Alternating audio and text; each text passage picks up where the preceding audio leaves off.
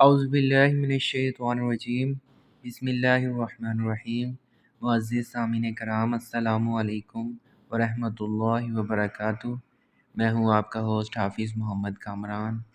معزز سامعین، ویڈیو شروع کرنے سے پہلے ایک چھوٹی سی بات عرض کرنا چاہوں گا۔ اگر آج آپ کی اولاد آپ کی بات نہیں مانتی تو اس میں اولاد کے سے زیادہ آپ کا قصور ہے۔ آپ نے ان کو پیدا ہونے سے اب تک صرف ایک ہی بات دل میں ڈالی ہے کہ آپ نے انجینئر بننا ہے، ڈاکٹر بننا ہے۔ آپ نے کبھی ان کو مدرسے میں بھیجا ہی نہیں۔ ان کو پتہ ہی نہیں ہے کہ ماں کے پیروں تلے جنت ہے۔ ان کو یہ پتہ ہی نہیں ہے کہ اگر بیٹے کی نافرمانی کی وجہ سے باپ کا ایک آنسو نکل جائے تو اس شخص پر جہنم کی آگ واجب ہو جاتی ہے۔ اور پھر آخر میں جب آپ ان سے کہتے ہیں کہ ہم نے تمہاری اتنی اچھی تربیت کی، ہمارے ساتھ حسن سلوک کرو، تو وہ کہتے ہیں کہ آپ نے احسان نہیں کیا، یہ تو ماں باپ کا فرض ہوتا ہے۔ پھر آپ کے پاس پچھتاوے کے سوا کچھ بھی نہیں ہوتا۔ ایسے ہی ایک نافرمان اولاد کا واقعہ آپ کے ساتھ شیئر کرتے ہیں، جو عبدالستار ایدھی مرحوم نے ایک انٹرویو میں بتایا تھا، اور جس کو بتاتے ہوئے وہ آپ دیدہ ہو گئے۔ چلیں آپ سے شیئر کرتے ہیں۔ عبدالستار ایدھی مرحوم سے ایک انٹرویو میں پوچھا گیا، آپ نے ہزاروں لاوارث لاشیں دفنائیں، کبھی کسی لاش کی بگڑی حالت یا اس پر تشدد دیکھ کر رونا آیا؟ انہوں نے آنکھیں بند کر کے گہری سوچ میں غوطہ زن ہوئے اور کہا، تشدد یا بگڑی لاشیں تو نہیں، البتہ ایک مرتبہ میرے رضاکار ایک صاف ستھری لاش لے کر آئے، جو تازہ انتقال کیے بوڑھے مگر کسی پڑھے لکھے اور کھاتے پیتے گھرانے کی لگ رہی تھی۔ اس کے سفید چاندی جیسے بالوں میں تیل لگا ہوا تھا اور سلیقے سے کنگھی کی ہوئی تھی۔ دھوبی کے دھلے ہوئے سفید اجلے کلف لگے سوٹ میں اس کی شخصیت بڑی باوقار لگ رہی تھی، مگر تھی وہ اب صرف ایک لاش۔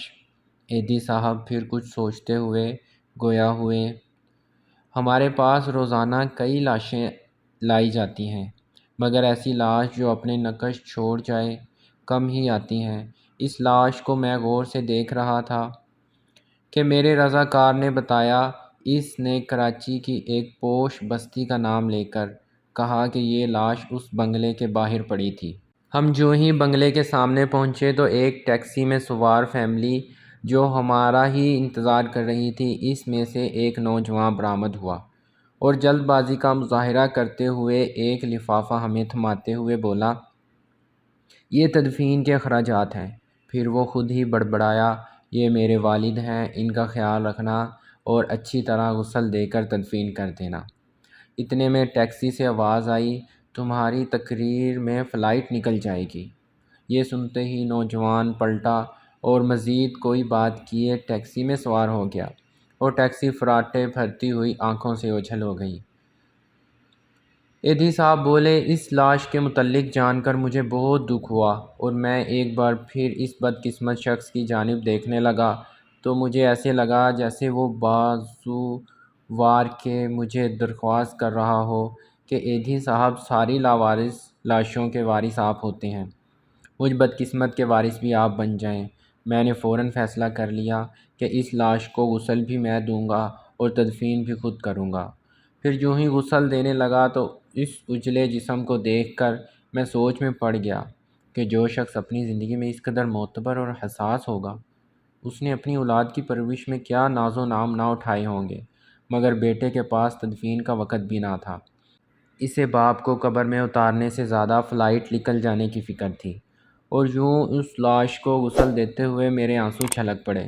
پھر وہ اپنے کندھے پر رکھے کپڑے سے آنسو پوچھتے ہوئے بولے، اس دن میں انسانیت کی ڈوبتی نیا پر رو پڑا۔ خدارا اپنی اولادوں کو عیش و عشرت کی بجائے بہترین تعلیم و تربیت پر زیادہ فوکس کریں۔ معزز سامعین کرام، یہ تو اللہ پاک کا نظام ہے۔ آج اگر ہم اپنے ماں باپ کا ادب کریں گے تو کل کو ہماری اولاد بھی ہمارا ادب کرے گی اور ہمارے لیے صدقہ جاریہ بنے گی۔ ایک شخص اپنی ماں کو اولڈ ہاؤس چھوڑ کر آیا۔ جب اس عورت کا مرنے کا وقت آیا تو اس نے کہا کہ میرے بیٹے کو بلا دو۔ جب اس کے بیٹے کو بلایا گیا تو اس نے اپنے بیٹے کو کہا، بیٹا یہاں پر گرمی بہت زیادہ ہوتی ہے، میرے لیے ایک پنکھا لگا دو۔ بیٹا بہت حیران ہوا کہ ماں، ساری زندگی آپ نے کوئی فرمائش نہ کی، اب جب مرنے کا وقت آیا ہے تو پنکھے کی کیا ضرورت ہے؟ اس ماں نے کہا، بیٹا یہ میں اپنے لیے نہیں لگوا رہی، یہ تیرے لیے لگوا رہی ہوں، کل کو جب تیرا بیٹا تجھے یہاں پر چھوڑ کر جائے گا تو تجھے گرمی نہ لگے۔ امید کرتا ہوں کہ آپ کو ہماری ویڈیو پسند آئی ہوگی۔ اپنا بہت سا خیال رکھیے گا۔ اجازت دیجیے، خدا حافظ۔